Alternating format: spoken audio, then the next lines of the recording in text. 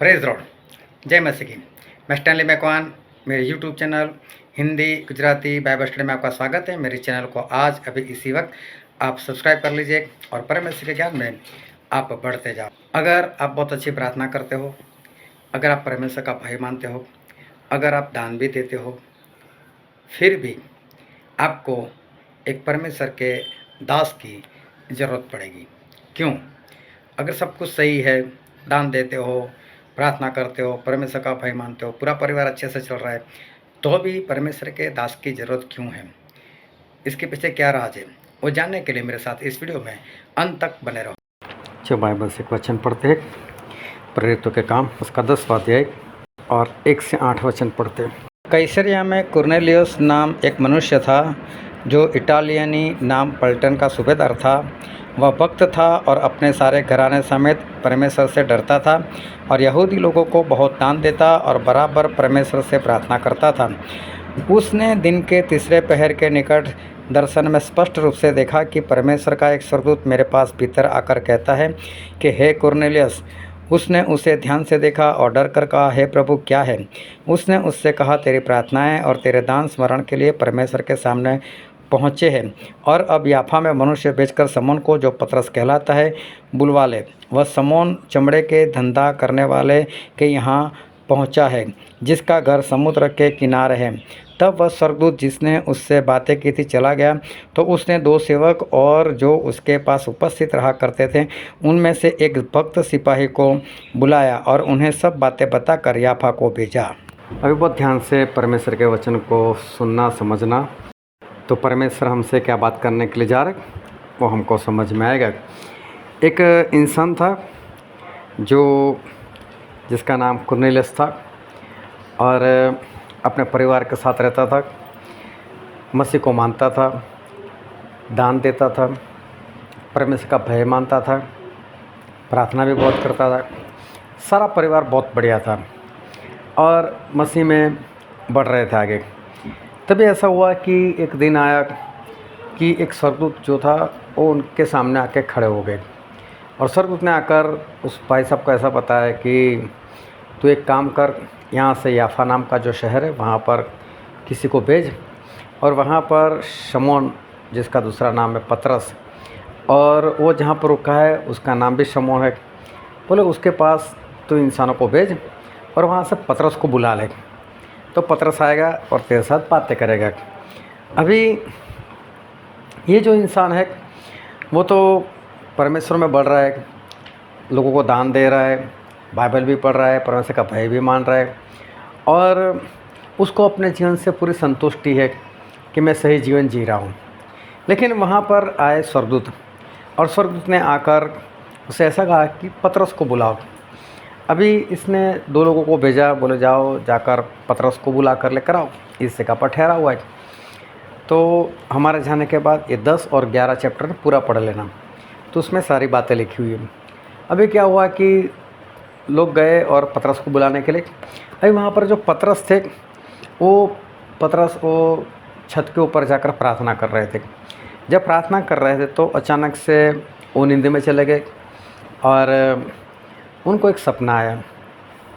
सपना ऐसा था कि एक चादर जैसा था, उसके अंदर बहुत सारे पशु थे, जैसे सांप होते हैं, ऐसे अशुद्ध पशु उसमें थे। और कोई आवाज़ आई कि बोले इसको मार कर खा। वो बोलता है मैं तो ऐसी चीज़ नहीं खाता, जो अशुद्ध है वो उसको मैं हाथ नहीं लगाता, मैं नहीं खाता।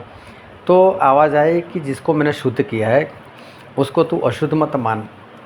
फिर ऐसा 3 बार उसके साथ हो गया। 3 बार उसने एक ही सपना देखा। अभी उसके बाद उसकी नींद चली गई। अभी वो सोच में पड़ गए कि ये मुझसे सपना क्यों आया, कैसा है ये सपना, मुझे क्या कहना चाहता है। और छत पर से जब नीचे आए तब पता चला कि कोई उसको बुलाने के लिए आए। जब उसको कोई बुलाने के लिए आया तो वो बताया कि कुरनेलियुस नाम का एक है इंसान, उसका परिवार है और वो लोग आपको बुलाना चाहते हैं। तो तभी पवित्र आत्मा ने पतरस को बोला कि तुझे जो सपना है ना वो यही है, बोले इनके घर पर जा और उनके साथ बातचीत कर। तो पतरस वहाँ पर पहुँच गए। जब पतरस वहाँ पर पहुँच गए तो उसने जाकर उस कुरनेलियुस से कहा कि मुझे क्यों बुलाया यहाँ पर। तो बोले देख मैं तो परमेश्वर को मानता हूँ, परमेश्वर के पीछे चलता हूँ, उनका भय मानता हूँ, दान देता हूँ, सब कुछ करता हूँ, प्रार्थना करता हूँ। तो बोले एक दिन मेरे पास स्वर्गदूत आकर खड़े हो गए और स्वर्गदूत ने मुझे बताया कि पतरस जो है वो याफा शहर में है और समौन के घर में ठहरा हुआ है, तो उसको जाकर बुला कर लेकर आ। तो बोले मैंने आपको बुलाया, अभी आपको परमेश्वर ने हमारे जो कुछ कहा वो हमको पता। अभी देखो यहाँ परमेश्वर की एक योजना, एक परिवार है जो अच्छे से चल रहे और उनके पास परमेश्वर का वचन है, उनके वो दान भी देते हैं, परमेश्वर का भय भी मानते हैं, प्रार्थना भी करते हैं, सब कुछ अच्छे से।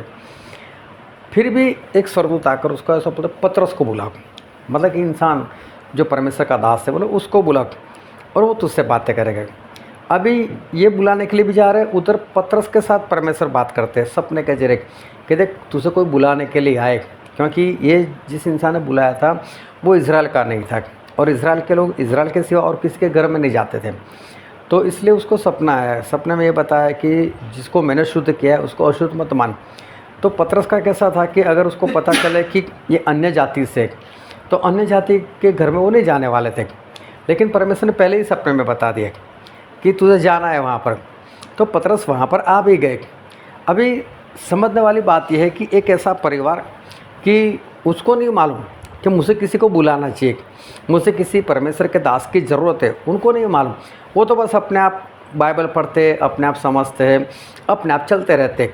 पढ़े लिखे होंगे क्योंकि ये बड़ा पुलिस में था और उसके हाथ के नीचे कई सिपाही लोग थे, तो पढ़ा लिखा होगा, तो बाइबल पढ़ता होगा, तो उसको ऐसा लगता होगा मैं तो सब कुछ समझ में आ रहा है, मैं तो अच्छे से चल रहा हूँ। तो उसको ज़रूरत नहीं थी किसी को बुलाने के लिए और वो किसी को बुलाना चाहता भी नहीं था, कभी ऐसी सोच भी नहीं आई। लेकिन परमेश्वर का एक स्वर्गदूत आकर ऐसा बोल रहा है कि तू बुला, पतरस को बुला। उधर पतरस जो थे वो पतरस के भीतर आने वाले नहीं थे, क्यों उनको क्या मालूम कि मुझे किसी को मेरी ज़रूरत है, वो तो यहाँ पर आने वाले नहीं थे। लेकिन वहाँ पर परमेश्वर उसको सपने से बात करे कि जब बुलाने के लिए आए तो तू जाना। और पतरस छत पर से नीचे आए और इधर लोग बुलाने वाले वहाँ पर पहुँच गए, ये दोनों का आमना सामना हो गया। तो बोले ऐसा ऐसा है, आपको बुलाया है तो चलो हमारे साथ। तभी पवित्र आत्मा उस पतरस से भी बात करे कि जो सपना है इन्हीं के बारे में आया, इनको अशुद्ध मत मानना, उनके साथ जाना, वहाँ पर पहुँच जाना। तो पतरस भी वहाँ पर पहुँच गए। अभी ये परमेश्वर की योजना, इधर भी परमेश्वर काम कर रहे, इधर भी परमेश्वर काम कर रहे। अभी जब पतरस वहाँ पर पहुँचते तो उसको पूछा कुरनेलियुस को कि बोल मुझे क्यों बुलाया। तो देख मुझे तो बोले ऐसे दर्शन हुआ, मुझे तो स्वर्गदूत दिखाई दिया और स्वर्गदूत ने मुझे बोला कि पतरस को बुला, तो मैंने आपको बुला लिया। अब परमेश्वर ने हमारे लिए जो कुछ कहा वो हमको बताओ। तो परमेश्वर ने कुछ बातें जो है वो पतरस के दिमाग में रखी। तो पतरस ने वहाँ पर प्रचार करना शुरू किया।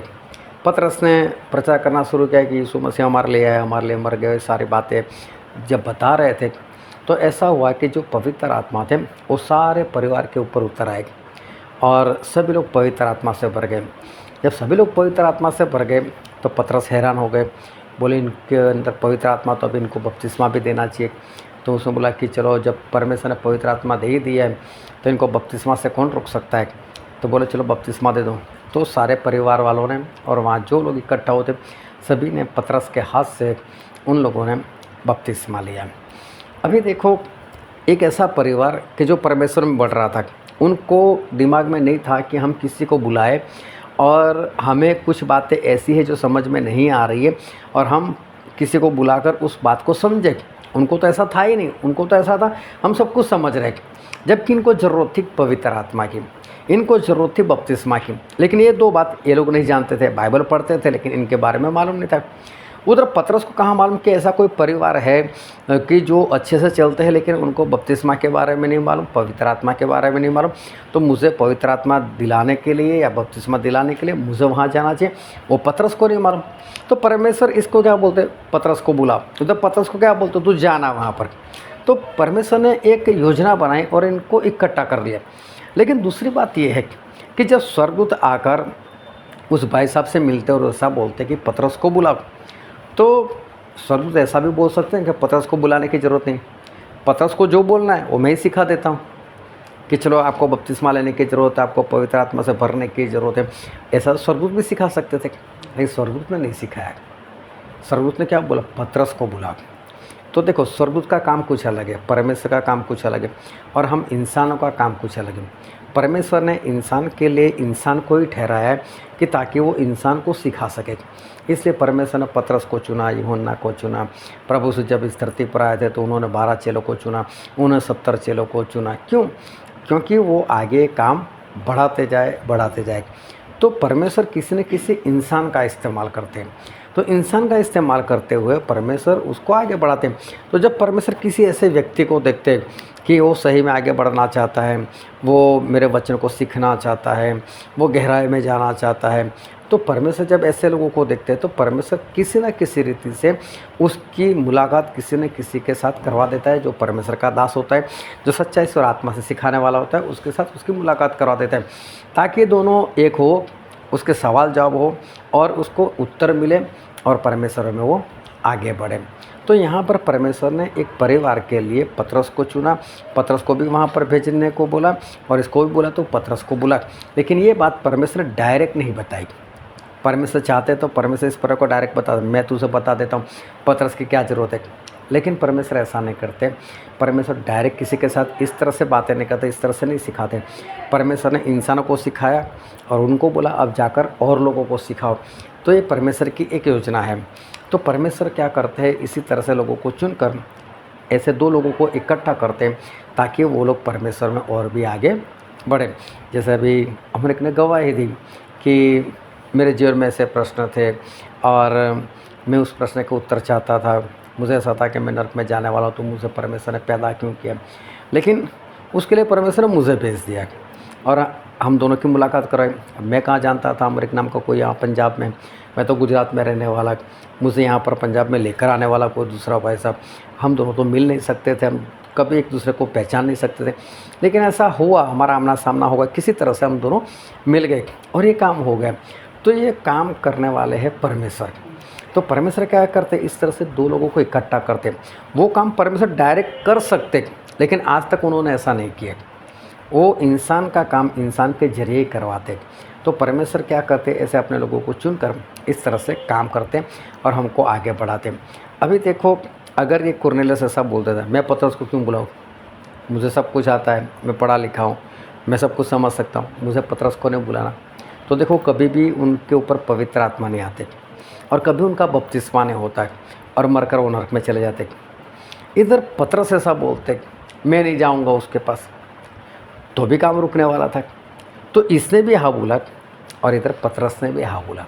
तो जब परमेश्वर हमसे बातचीत करते, जब परमेश्वर को कुछ बताना चाहते हैं, तो हमें भी परमेश्वर को क्या बोलें, हाँ प्रभु मैं करूँगा, हाँ प्रभु मैं आगे बढ़ूँगा, हाँ प्रभु मैं इसको बुलाऊँगा।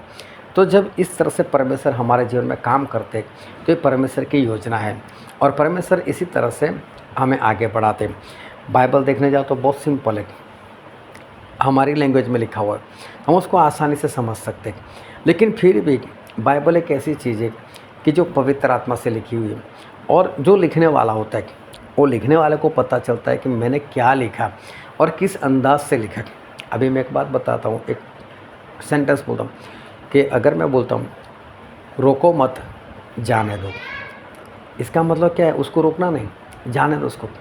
अभी वही सेंटेंस में दूसरी बार बोलता हूँ रोको मत जाने दो, तो रोको मतलब इसको रोक लो, जाने मत दो। वही शब्द रोको मत जाने दो, रोको मत जाने दो, एक ही लाइन है ना, बस बोलने का तरीका अलग है। और ये तो मैं बोल रहा हूँ तब समझ पा रहे, लेकिन ऐसा लिखा होता तो कहाँ मालूम पड़ता है कि कहाँ पर मुझे रोकना है, मुझे कैसे पढ़ना है। रोको मत जाने दो ऐसा पढ़ो या रोको मत जाने दो, मैं कैसे पढ़ूँ। तो कई बार होता है कि पढ़ने में तो हमको आसान दिखता है, लेकिन पवित्र आत्मा ने किस अंदाज में वो लिखा वो कई बार समझ में नहीं आता है। इसके लिए हमको ज़रूरत किसकी है, परमेश्वर के दास की। तो परमेश्वर के दास को परमेश्वर बोलते तू इधर जा, इधर परमेश्वर इधर इसको भी बोलते कि तू इसको बुला। और फिर ये दोनों का जब आमना सामना होता है तब एक सच्चाई जो है वहाँ पर उतर कर आती है, तब पवित्र आत्मा वहाँ पर उतर कर आते और हम आगे बढ़ पाते। तो हमें ज़रूरत है कि सच्चाई से सीखने की और सच्चाई से सिखाने वाले की ज़रूरत है। और ये काम जो है हमारे परमेश्वर करते हैं और हमारे परमेश्वर करते हैं तो हम उसी तरह से उस परमेश्वर की बातों को हमें मानना है। अगर कुरनेलियस पतरस को नहीं बुलाते तो उसके जिम्मेदार कुरनेलियस खुद है। तो अगर कुरनेलियस नहीं बुलाकर फिर नरक में चले जाते हैं तो कसूर ना पतरस का है ना परमेश्वर का है, खुद कुरनेलियस का है। तो हमें क्या है, परमेश्वर इसी तरह से एक करते हैं, क्योंकि परमेश्वर में जितने लोग हैं वो परमेश्वर के कारण एक है। तो हमें परमेश्वर इस तरह से एक करते हैं, एक दूसरे से मिलाते हैं, ताकि हम आगे बढ़ें और आगे बढ़कर हम स्वर्गराज के वारिस बने।